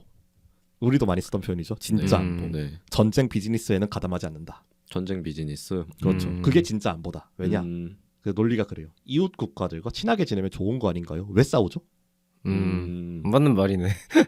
왜 한국이랑 중국이랑 싸우려고 하죠? 무역해서 우리 돈 벌고 있잖아요. 싸우면 우리 안 좋은 거 아닌가요? 그러니까 이게 진짜 안보란 논리예요. 뭐 이런 주장을 한다거나. 네. 네. 뭐 부모를 잘못 만났다. 부모를 잘못 만났냐? 나라가 한다. 육아는 자기 책임을 공지한다. 이런 게 공약도 표현이고. 잃어버린 30년을 되찾는다. 임금 폭탄 대작전 이런 표현이 막 들어가 있어요. 무슨 뭐 청년폭도 맹진가 부르는 것도 아니고 굉장히 용어가 재밌는 뭐라고? 그 옛날에 이제 그 엠브레인 그 노브레인 노브레인 네. 노브레인 노래에 나오는 예. 뭐 그런 재밌네. 뭔가 표현. 오늘 고유명사를 좀 많이 들리시네요. 또 마지막에 나왔던 표현. 뒷돈 고양이 영감 용서하지 않는다. 뒷돈 고양이 영감 이거는 이제 자민당을 사실은 겨냥한 그렇죠. 거죠. 네. 근데 이게 보면 정책의 내용적으로는 사실 한국의 진보정당이랑 크게 막 엄청난 차이까지는 없는 것 같다는 생각이 드는데 그걸 좀 포장을 되게 재밌게 잘하는 것 같아요. 그렇죠. 사실 정책으로 보면은 오히려 정의당 정책이 훨씬 더 디테일해요. 네. 물론 너무 디테일하다는 비판을 많이 받았죠. 이 공약 보면 막 그래요. 무슨 대학원생 등록금 면제 뭐 이런 거요. 네, 뭐 대학원생 무상 등록금 이런 게 공약이에요. 네, 굉장히 익숙한 뭐 차별 없는 사회, 동성결혼 합법화, 뭐 선택적 부부 별성 실현 이런 정책들이 그냥 네. 쭉 나열돼 있는데 이제 이런 정책보다는 이거를 좀 잘 대중에게 드러나는 정책을 좀 잘 하셨던 거죠. 전략을. 그렇군요. 뭔가 레이와 신생구민은 그런 이슈 파이팅에 확실히 능한 정당이라는 느낌을 좀 줘요. 그렇죠. 얘기들을 좀 듣다 보면은 이 정당은 약간 나쁘게 얘기하면 이제 조직력으로 승부 본다가 아니라 바람으로 승부 본다. 왜 그래서 그렇죠. 이게 바람의 당이라고 하나? 그렇죠. 바람의 정당이라는 바람의 표현이 정당. 실제로 일본 사회에서 처음 당 나왔을 때 나왔던 맞아, 표현이에요. 별칭이라면서요. 그렇죠. 그래서 그런 포인트들을 매우 잘 이렇게 마케팅적으로 탁 이렇게 잡아서 하고 있는 그런 느낌을 좀 주는 것 같아요. 그렇죠. 최근에 일본 또 전국이 약간 시끄럽다면서요. 이게 지금 선거 치른 지 3개월 됐는데 그렇죠. 얼마 안 됐죠. 제가 오늘 녹음 오기 전에 뭐 이렇게 찾아보고 얘기 나누다가 깜짝 놀랐는데 지금 선거 치른 지 사실은 이제 3개월밖에 안 됐고 횟수가 조금 지났는데 또 뭐 솔솔솔 이제 지금의 정부가 다시 총선을 준비한다. 또 참여연 선거가 어차피 또 예정이 돼 있다면서요? 네, 이 일본은 2년마다 할 거예요. 아마 참여연 선거를. 그래서 이번에 다시 돌아오는 거죠. 네네네. 참여연 선거가. 근데 그때 의회를 해산할 수도 있다. 뭐 이런 얘기가 있다면서요? 네네. 이게 통계 데이터가 나왔는데 네. 자민당은 심판을 해야 되고 그리고 정책도 바뀌어야 되는데 이시바 내각을 지지한다. 바꾸지 마라. 이게 일본 국민 여론의 다수였단 말이에요. 10월 총선 때. 네, 저로서는 잘 이해가 되지 않는 그건데 근데 그렇다고 해서 지금 이 야당들이 자민당과 손잡을 수 있는 상황이냐? 그것도 아니고 야당들끼리 손잡을 수 있는 상황이냐? 그것도 아니었단 말이에요. 네네. 굉장한 허무의 상태가 지금 되고 있는 건데 이제 그러다 보니까 자민당 이시바 정부가 추진하는 정책이 하원에서 통과가 안 될 수도 있잖아요. 네, 그렇죠. 그러면은 뭐 정해진 절차에 따라 당연히 해산해야 되는 거 아니냐? 뭐 이런 얘기인 거고 그 결과에 따라 참의원 선거랑 중의원 선거가 다시 치러질 수도 있다. 네, 그런 얘기예요. 그래서 실제로 선거가 할 수도 있는 거고 안 할 수도 있는 있겠죠. 거고. 그러면 약간 그렇게 좀 들리는데, 그러니까 지금 어쨌든 정부 여당이 소수파인 상황이잖아요. 그리고 또 이게 내각제에서 소수파가 정부를 구성한 경우에는 매우 불안정하단 말이에요. 그렇죠. 언제 법안이 붕괴할지 모르죠. 그렇죠. 네. 붕괴 여부도 굉장히 크고 사실 붕괴가 되지 않는다고 하더라도, 그러니까 내각 불신임이 이루어지지 않는다고 하더라도 이게 법안이 통과가 되지 않기 시작하면은 맞아요. 완전히 식물 정부로 나앉을 수가 있단 말이죠. 이제 이런 부분들이 많이 맞아. 이제 걱정일 텐데 이시바 총리가 사실은 좀 강경책을 쓴 것 같아요. 약간 협상의 아직 여지를 열기 위해서 아직 모르지만. 너네 우리 법안들 이렇게까지 비협조적이면 우리는 다시 한번 총선 들어간다. 맞아요. 총리는 이렇게. 또 우리나라의 누구랑 다르게 거부권도 못 쓰거든요. 그렇죠. 내각제 사실 핵심은 그거예요. 거부권 네. 그게 좀 크죠. 이게 약간 좀 굉장히 웃기는 사안인 건데 네. 원래 이시바 총리가 금리 인상 매파였지 않습니까? 금리 인상 매파였고 반면에 그의 상대 후보였던 다이치 씨가 원래 비둘기파인데 정작 본인이 총리 되고 나서 한번 일본 중앙은행이 금리 올렸다가 증시에 엄청난 크래시가 나고 나서 뭐 지수가 15% 폭락하는 역사상 유례없는 사건이 발생한 네. 거의 뭐 네, 미국 증시에도 큰 영향을 끼치고 한국도 마찬가지였죠. 네, 근데 그러고 나서 이시바 씨가 갑자기 입장을 바꿔가지고 네, 입장을 좀 어떻게 할까 말까 이렇게 좀 굉장히 우유부단한 모습을 많이 보였거든요. 네. 근데 총선 이후에 일본의 금리를 좀 못 올릴 수도 있다. 뭐 이런 얘기가 계속 나오면서 엄청난 혼란이 계속 빚어진 상황이었거든요. 네, 근데 지금 그게 어떻게 좀 정리가 계속 안 되고 있어요. 네. 보면은 지금 12월 달에 원래 금리 올릴 수 있다라는 전망이 나왔다. 그 1월로 또 미뤄졌다가 또 갑자기 1월에도 금리 안 올릴 수 있고 3월에도 올릴 수 있다. 뭐 이런 얘기가 계속 나오면서 환율이 굉장히 좀 변동치는 그런 상황이에요. 네. 그래서 뭐 다음에 아마 금리 안 올리면 또 뭐 160, 그러니까 달러당엔 기준이 한 160엔을 넘어설 수 있다 이런 얘기 계속 나오는 게 지금이 얼마 있죠. 정도죠? 지금이 157엔이에요. 157엔. 원래 157엔 정도 갔으면은 구두 개입을 항상 해왔고 네네네. 일본 중앙은행이 네, 160엔 선은 일본 정부가 지키려고 계속 하고 있는 중이거든요. 하긴 또 게다가 이제 트럼프 행정부가 또 들어서게 됐으니까 2월부터인가요 아마? 그렇죠. 이게 사실 음, 처음에 제 글에서 제가 예측을 잘못한 건데 실제로 나오는 얘기는 트럼프가 진짜 들어섰을 때는 엔저를 저렇게 가만히 두진 않을 거다라는 얘기 계속 나오긴 해요. 아무래도 그래서 네네. 예. 이제 뭐 달러의 급격한 반전이 발생할 수 있다는 얘기도 한편으로 나오고는 있거든요. 그러니까 지금 이 선거에 이어서 사실 일본 정치권이 이 경제 문제에 대해서 굉장히 복잡하게 머리를 굴릴 수밖에 없는 상황이 지금 그러겠네요. 계속 벌어지고 있는 것 같아요. 그럴 것 같네요. 그러니까 일본은 어쨌든 지금 경제 문제가 굉장히 큰 이슈이기 때문에 디플레이션 충격도 굉장히 컸고 네. 뭐 그 이후에는 이제 아베노믹스 이후에 인플레이션 상황에서의 수요 회복이 안 되는 거 거의 수요가 사실은 감소한 거에 가까운데 회복이 안 되는 수준이 아니라 이제 그런 문제들과 더불어서 이제 경제 침체가 계속 되는 데다가 재정 적자까지 거기에 이제 발생하는 것들이 지금 계속 이제 문제가 되면서 총선과 정치의 기본적인 어떤 토픽이 될 수밖에 없는 것 같아요. 아 만약에 이제 선거를 또 해산해가지고 다시 하면은 신생구민은 매우 힘들겠네요. 뭐 저는 그렇게 될 거라고 무조건 보고 있지는 않은데요. 아 그래요? 네네. 뭐 최근에 제가 여론조사 결과를 좀 받아봤는데 물론 이게 여론조사가 무조건 나오는 건 아니고 또 선거철에 들어가면은 지지율이 원래 급변하는 거기 때문에 그쵸. 또 그때 가봐야 아는 사안이긴 하지만요. 레이와 신생구미 같은 경우에는 어쨌든 뭐 기본적으로 올라간 상황에서 다시 이제 약간 좀 내려간 정도로 좀 있어요. 그러다 보니까 뭐 제가 보기에는 현재 의석수하고 크게 변동이 없을 가능성도 있다. 네, 가봐야 알 것 같다. 요는 아무리 맞아요. 그래도 뭐 이게 네. 공산당만 하겠습니까? 일단 가봐야 알 것 같고요. 그래도 지금 여전히 공산당보다 지지율 높아요. 네. 뭐 근데 뭐 사실 저희도 올해 다들 군소정당을 해봤으니까 또 아는 사실이지만 사실 지지율 자체가 오차범위인 경우도 많잖아요. 그래서 뭔가 그런 걸 감안했을 때 막 현상유지 정도는 하지 않겠는가 하는 싶긴 하네요. 네. 굉장히 특징적인 사안인데 그 이제 레이와 신생구미 얘기만 잠깐 계속 하니까 잠깐 빠져서 얘기를 좀 하자면 네. 사실 저번 자민당 총선의 최고의 승자 죄송합니다. 저번 10월 총선 저번 중의원 중의원 선거에서 가장 최고의 승자는 사실 뭐 국민민주당. 우리가 입헌민주당 얘기를 하지만 사실은 국민민주당이었거든요. 네. 국민민주당이 엄청난 돌풍을 일으켜서 지역구 당선자로 다수 배출하고 맞아요. 자기들이 맞아요. 출마한 네. 네, 그리고 비례대표 의석도 대폭 증가한 그런 맞아요. 결과가 나왔어요. 근데 최근 조사를 왜냐면 이게 입헌민주당 같은 경우에는요. 그 지역구 후보자를 많이 냈잖아요. 네. 그러니까 국민민주당 후보자가 없는 것도 많아요. 그러면은 찍을 사람이 없잖아요.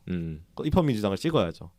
근데 최근 조사에 너무 재밌는 게 입헌민주당 지지율이 하락하고 국민민주당 지지율이 넘어서서 크로스가 오버된. 됐어요. 자민당 지지율은 계속 하락하고 있고요. 그러니까 국민민주당 지지율이 지속적인 상승세를 계속 보이고 있거든요. 그러니까 뭐 이게 어떤 분은 갑자기 국민민주당도 우파 정당이다 이러면서 좀 굉장히 이런 얘기를 많이 하시는데 실제로는 다 비슷비슷한 정당이고 안보 문제에 약간 그런 문제가 가지고 네. 있을 뿐이고. 그러니까 안보 문제만 차이가 있을 뿐이지 뭔가 경제 정책이나 이런 문제에 대해서 엄청 큰 차이는 없는 것 같더라고요. 어디와 엄청 네. 큰 차이가 없다는 거예요? 입헌민주당과 국민민주당. 그러니까 뭐 그래요? 정확하게는 이 정당이 따지고 오면 한국의 민주당하고 뭐 크게 다른가 싶은 거고. 아 국민민주당이. 네, 네. 그러니까 뭐 내용 정책으로 보면은 뭐 그런 거예요. 네. 소비세 폐지 국민민주당도 똑같이 주장했고요. 네. 네, 정확하게는 5%로 내린다였나? 제가 그거는 정확하게는 이제 글에 적혀 있으니까 보면 네. 나와 있고요. 또 지금 제 정당들이 대체로 합의하고 있는 사안이 연수회비역 폐지라는 게 있어요. 이게 103만 엔 연 소득이 103만 엔 이하로 103만. 버는 경우에는 그 이 사람의 소득세를 감면해 주는 구조예요. 근데 이게 그 기준선을 넘어가면은 세금이 갑자기 증가하면서 네. 네, 이게 좀 어떤 장애 요인으로 작용을 하고 있는 거거든요. 음. 네, 어쨌든 이거에 대해서도 이 사람이 적극적으로 폐지를 주장하고 나섰어요. 네, 그래서 최근에 제가 알기로는 뭐 이걸 가지고 자민당하고 여러 협상에 좀 잘 되고 있는 것으로 알고 있는데 그러니까 연소득 103만 만엔 그러면 약 이제 1,000만 원 정도. 네. 한 30만 원 정도. 네. 월소 들어고 치면 거의 뭐 한 70만 원, 뭐 80만 원 이런 거 아닙니까? 그러면 이제 거의 이제 사실은 거의 저소득층 그렇죠. 이거나 파트타임 노동자, 파트타임 노동자거나 왜냐면 이런 사람들에 전일 소득도 대해서 안 되니까. 이런 사람들에 대해서는 이제 소득세를 감면해 줬었는데 그렇죠. 근데 이제 요 103만 엔을 1만 엔이라도 딱 넘어가는 순간 이제 사실은 이제 과징되는 세금이 있다 그렇죠. 이 얘기인 거잖아요. 그렇죠. 그래서 그거를 제가 알기로 네. 좀 기준선을 많이 높이는 걸로 아마 합의를 할 것 같은데 네, 어쨌든 뭐 그런 상향하는 식의 것으로. 내용들로 좀 다마키 씨가 그 연정은 하지 않겠지만 자민당 등 제 정당들과 정책 협의와 정책 논의를 하겠다라고 네. 얘기를 했어요. 그러니까 실질적으로 어떻게 보자면 연수회벽에 대한 기준점을 넘어서는 그런 합의는 다마키 씨가 좀 많이 이득을 보는 구조가 됐죠. 다마키 씨. 네. 국민민주당 네, 대표. 국민민주당 네. 대표인 다마키 씨가 이득을 보는 구조가 되는 거예요. 네. 이분이 굉장히 어떻게 보자면 양적 완화주의자, 확장 재정론자, 케인지언 같은 그렇죠. 느낌이군요. 야마토 타로랑 입장이 거의 비슷한 거죠. 따지고 보면은. 그렇군요. 훌륭하네요. 한국 민주당은 케인지언 정도의 경제 정책도 사실은 별로 안 펼치는 것 같기도 한데. 그거는 약간 논쟁의 훌륭하네요. 논쟁의 지점이 조금 있어요. 그거는 문재인 정부 시절에 이 경제 정책을 좀 생각해 보면은 뭐 소득주도 성장 이런 것들. 저는 네네. 뭐 소득 주도 성장을 나쁘다고 생각하지는 않아서 네네네. 그건 약간 논쟁의 지점이 있지만 여기서 좀- 다룰 문제까지는 아닌 것 같지만. 그러니까 네네. 제 입장과는 다르다는 것을 남겨놓고 가야 될 것 네네. 같아서. 그래서 선거 결과가 아마 지금 진행되면은 재밌을 수도 있습니다. 왜냐? 국민민주당 못 뽑아서 입헌민주당 뽑은 사람들이 많다는 거예요. 그러면은 이제 이거에 대한 이 배경이 되면은 입헌민주당에서 국민민주당으로 이적할 수도 있고, 네. 그쵸. 혹은 국민민주당이 후보를 많이 내면 음. 입헌민주당이랑 경선하면서 자민당이 될 수도 있고, 그럴 네, 수도 이게 좀 있죠. 굉장히 선거가 복잡해질 가능성이 또 높습니다. 음. 그리고 어쨌든 물가 지금 금리를 올리지 않았기 때문에 경기 침체 없이 양적 완화는 계속 되고 있는 거잖아요. 그러면은 사실 그거에 대한 국민들의 체감은 더 강화될 수밖에 없는 거잖아요. 내년도까지도. 네. 그런 상황에서 오히려 다마키 씨가 인기를 더 얻을 가능성도 배제할 수 없는 거죠. 알겠습니다. 이게 일본 총선에 최근에 업데이트된 국면들까지 사실 일본 총선보다 이제 일본 정세죠. 일본 정세에 최근에 업데이트된 국면들까지 좀 얘기를 나눠봤는데요. 이제 좀 마무리를 해가는 차원에서 근데 너무 레이와 신생구미에서 조금 멀어진 얘기들을 많이 했던 것 같지만 다시 레이와 신생구미 그러니까 레이와 신생구미 그 글을 써셨을 때 가장 강조한 부분이 저는 원포인트 정책 선거라고 좀 느껴졌거든요. 네네. 아마 이제 오준승 필자님은 거기에 좀 영감을 많이 받으신 것 같은데 이제 우리도 하필이면 탄핵 국면을 지금 지나서 조기 대선으로 가고 있는 시점에서 새로운 선거가 지금 앞두고 있잖아요. 진보정당도 어쨌든 선거를 자연스럽게 고민할 수밖에 없는 지점인데 한국의 진보정당들이 선거에서 레이와 신생구미의 이번 총선에서 좀 참고해야 될 거. 그리고 우리에 있어서는 원포인트 정책 선거는 또 어떨지 뭐 약간 얘기를 좀 나눠볼까요? 뭐 사실 그 약간 유세 관련해서 얘기를 좀 드리면요. 네. 강력 8가지 정책이 있고 그렇지만 실제로 핵심적으로 다룬 건 소비세 폐지였거든요. 네. 원툴 거의. 네, 이제 예. 그 아마 글에 첨부한 포스터만 보셔도 당명 위에 그 소비세는 폐지, 레이와 신생구미가 적혀 있어요. 네, 굉장히 재밌는 정당이고 그리고 제가 삿포로 갔을 때 선거 유세하는 내용을 그냥 가만히 들어보니까 하는 말이 30년의 경기 침체에서 잃어버린 세대를 어쩌고 저쩌고 그래서 경제를 살려야 된다, 소비를 살려야 된다. 네. 소비세는 폐지, 레이와 신생구미입니다. 소비세를 폐지해야 됩니다. 소비세를 폐지해 나라가 삽니다. 뭐 이런 소비세 폐지 얘기를 계속 하는 거예요. 이 종교 집회 논리를 같은데 약간. 그러니까 뭐 지금 공산당에서는 무슨 뭐 수많은 얘기를 오만 얘기를 다 하고 있으면 네. 얘들은 딱 정해져서 그냥 그 소비세 폐지에만 집중해서 같은 내용을 거의 1분 발언 마냥 계속 반복하는 거예요. 네. 그게 정말 신기했고 레이와 신생구미에서 야마모토 타로 씨가 하는 연설도 잘 보면은 그 소비세는 폐지, 소비세는 폐지 뭐 이러면서 막 행진하고 있잖아요. 그러니까 그 소비세 야매로 뭐 이러면서 뭐 이런 얘기들로요. 그러니까 그렇죠. 네, 소비세 얘기만 거의 집중해서 포스터도 소비세, 음. 발언도 소비세, 밖에 나가도 소비세, 그냥 소비세 얘기만 한 거예요. 이게 사실 소수 정당이 언론 노출도가 적을 수밖에 없잖아요. 근데 이 사람들은 그걸 어떻게 했냐? 물론 발언권도 있죠. 국회에서 연설할 때는 소비세 얘기만 하는 거예요. 그러니까 본인이 쥐고 있는 모든 마이크를 소비세에 집중하고 모든 자원을 소비세에 넣는 것으로 네. 오히려 또 다른 의제를 자기들이 다 공약을 걸고 가지고 있지만 네. 그거는 공적으로는 꺼내지 않는 거예요. 그러니까 모든 발언 권력을 소비세 폐지에 집중을 시킴으로써 최대한 이 당과 소비세 폐지가 같이 나가게 그렇게 음. 많은 거. 한국으로 치면은 정의당이 옛날에 중대재해 기업처벌법을 하듯이 아, 그 얘기 네네. 딱 거의 걸렸어요. 그렇게 같이 하는 수준으로 얘기를 나온 겁니다. 음. 이제 그러다 보니까 다른 정책들, 학자금 덕정령은 8대 당 핵심 정책인데 보면은 공약집에 보면 아주 쥐꼬리만하게 들어가 있어요. 그냥 한 줄 들어가 있거든요. 네. 그러니까 이런 식으로 이분들이 다 조정을 해서 진행을 한 겁니다. 네, 그래서 좀 저는 많이 소외가 남다른 게 진보 정당에서 상근자를 하고 있을 때도 그렇고 이번 총선도 그리고 저번 지방선거, 보궐선거에서도 강서구청장 보궐선거에서도 네. 당의 전략이 없다 수준의 네. 정말 그런 정책적으로도 백화점 나열식으로 내용이 진행됐던 부분이 너무 머릿속에 남더라고요. 그러니까 이제 레이와 신생구미 얘기를 하면서도 저도 확 들어오는 게 하나의 이슈를 선거에 아주 구체적인 쟁점으로 던져야 된다 이런 느낌을 좀 주는 것 같아요. 그래서 우리가 지금까지 해왔던 선거들을 또 약간 되짚어 보게 되는데 사실 이제 우리 또 어떤 그러니까 두 가지 지점이 좀 생각이 드는 것 같더라고요. 다른 이게 하나는 구도 선거에 너무 치중했던 거 아닌가? 좀 반대로 얘기해 보면 그러니까 선거는 구도야 맞는 말인데 선거의 구도 안에 정책도 사실 들어와 있는 거잖아요. 정책적 차별성도 어떤 구도인데 우리는 이제 주로 이제 민주당 아니, 국민의힘 아니, 정의당, 제3지대 정의당 네네. 이런 이제 되게 포지션적인, 그러니까 위치성적인 어떤 선거 전략들이 한 켠에 있었는가 하면은 다른 한 켠에는 나열식 선거, 정책들 쭉 나열하고 그래서 오히려 정책 정당을 지향하고 우리는 되게 유능한 정당이야를 보여주려고 하지만 이게 되게 아이러니한데 그렇다 보니까 사람들 눈에 정책이 잘 안 보이는 거죠. 그렇죠. 나열식으로 정책들을 보여주다 보니까 그런 생각들도 좀 드는 것 같아요. 아니 이게 너무 신기하지 않습니까? 그냥 전략적으로만 보면은 반자민당이라고 하는 전체 기조, 야권 공조라고 하는 기조에 가장 핵심적으로 올라타 있어요. 이 정당은 오히려 적극적으로 야권 공조를 주장하는 레이와 신생구미. 그렇죠. 네네. 그렇게 주장을 해온 거죠. 네. 강한 야당이 돼야 된다. 레이와 그러니까 자민당과 강하게 싸워야 된다. 네. 근데 강하게 싸워야 되는데 왜 니네 민주당은 그렇게 못 싸우냐?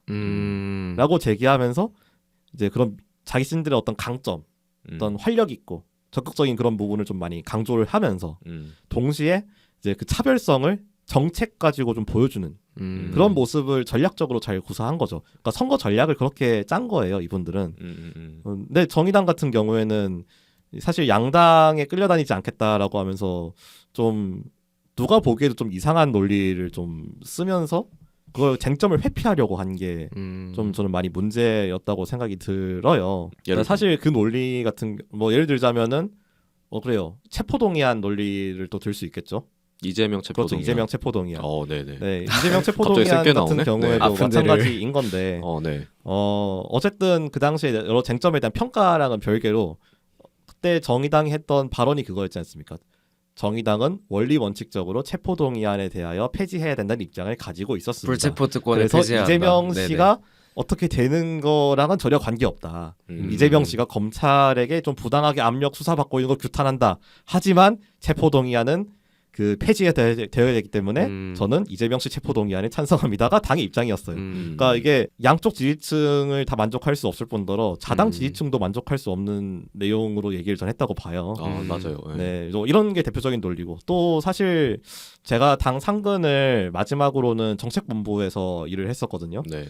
그러다 보니까 어떻게 당 정책이 만들어졌는지, 네, 그리고 어떤 논의가 있었는지 그래서 같이 잘 보고 같이 잘 만들어 봤는데요. 네. 길게 얘기할 내용은 아니지만 네. 편집해드려요? 아니요.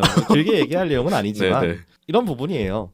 그러니까 사실 위에서 어떤 전략으로 선거를 치를지 네. 그리고 어떤 수위로 내용을 조정할지 네. 그리고 어떤 용어로 해서 어느 정도까지로 갈지 이런 거를 전략을 정해야 그에 맞게 이 공약의 텍스트를 넣고 빼고 수준을 조절하고 이걸 정책위원들이 만들 수 있는 거거든요. 정책위원들이 알고 있고 가지고 있는 내용들은 엄청 많잖아요. 맞아요. 그러니까 저도 그러니까 지난 정의당의 선거에서 어디 가서 그 얘기도 한 적이 있었는데, 그러니까 총선을 이렇게 보면 민주당은 진짜 선거를 잘해요. 이게 왜 잘하냐면 한 6개월 전부터 원내에서 선거 전략을 딱 염두에 둔 원내 프로세스가 딱 나와요.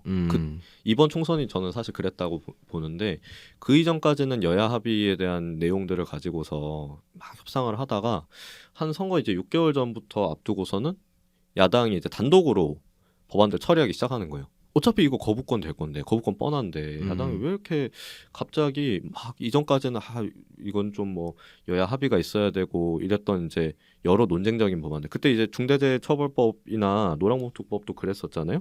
갑자기 민주당이 합의해서 단독으로 처리했었잖아요. 그랬었죠. 야당 단독으로. 네. 우리 입장에서는 그때 어쨌든 단독으로 처리돼서 다행이긴 했는데 그러니까 저는 왜 이전까지는 민주당이 반응을 안 보이다가 그제서야 선거 6개월 전에 그걸 잡았는가? 아, 이거는 거부권 전국을 만들려고 하는 거구나. 그 느낌이 딱 왔거든요. 아니나 다를까 이제 거부권을 계속 행사하니까 그 다음에 이제 민주당에서 이제 나왔던 게 거부권을 무력화할 수 있는 정당 되게 해달라. 이게 사실은 선거 모토였어요. 민주당의. 실제로 그게 효과를 이뤘죠. 국민들 이미 다 봤으니까. 뭐, 그쵸. 이 정부는 국회에서 이런 개혁적인 법안들이 통과조차 못 시키게 만드는 정부구나. 그러면 민주당 밀어줘야겠다. 이런 국면 딱 만들어낸 건데, 그러니까 우리는 그동안 좀 뭐 했는가 이렇게 보면은 사실 우리도 원내 전략은 나쁘지 않았어요. 저는 솔직히 그 생각해요. 이번 원내 전략들이 그렇게 막 못날 정도로 못했던 거는 아니다. 중대재해처벌법이랑 노란봉투법 네. 가지고서 매우 잘 싸웠고 매우 잘 가지고 가는 우리 이제 정당의 이미지와 우리의 메시지가 있었는데 그게 선거 때 싹 사라져 버렸어요. 우리는 원내 전략이 선거까지 이어지지를 못한 거거든요. 네. 그게 좀 많이 걸리더라고요. 우리도 계속 차라리 노란봉투법과 뭐 중대재해처벌법 그리고 대통령이 거부권을 행사했던 우리가 계속 주장했던 법안들에 대해서 대통령의 거부권을 무력화해야 된다. 하지만 더 개혁적으로.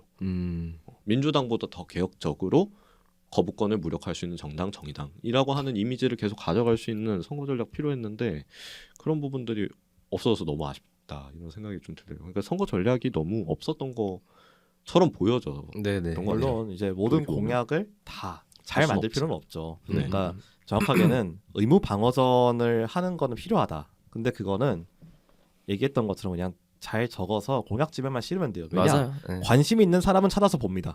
근데 선거는 관심 있는 사람 찾아서 보는 거 말고 국민들에게 보여주는 거를 고민하는 거잖아요. 맞아. 관심 맞아요. 없는 사람도 알아볼 수 그렇죠. 있게 관심 해야 없는 거 돼. 알아보게. 예. 그러니까 사실 맞아요. 좀 그런 고민이 들었어요.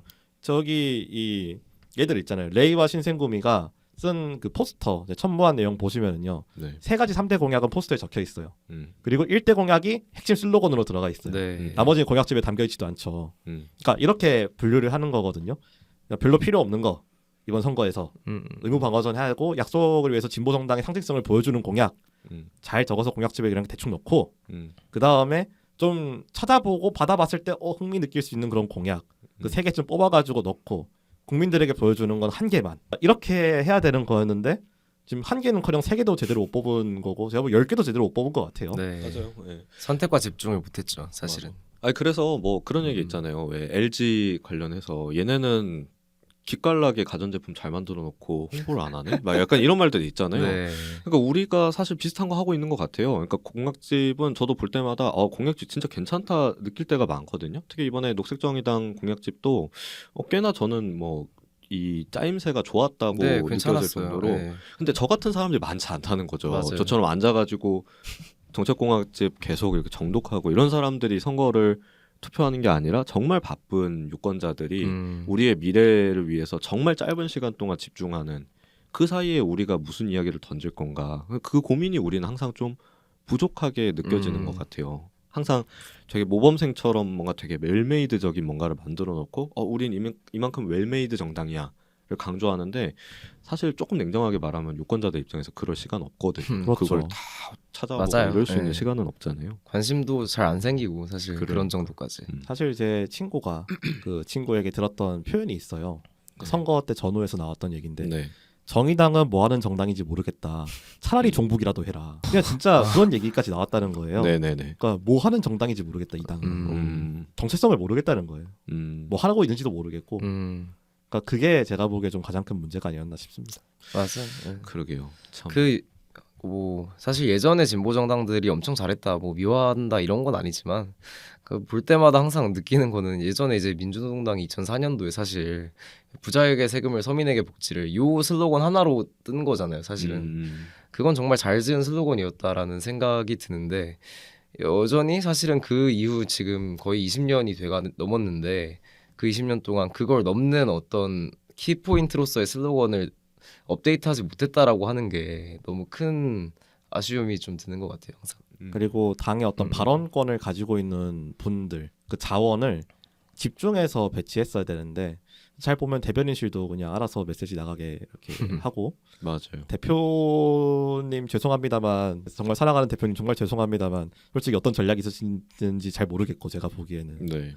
네. 지금 대표님, 전임 대표님, 전전임 대표님 노코멘트. 답변하지 않겠습니다. 근데 네. 뭐, 네. 네네. 뭐 그런 측면들이 있었다. 네. 또 국회의원들도 관심사가 다 제각기 달라서 자기가 하고 싶은 거 그냥 다 했고요. 그러니까 이것들이 사실 다 하나로 모아져서 왜냐면은 소수 정당은 언론 권력이 조금밖에 없잖아요.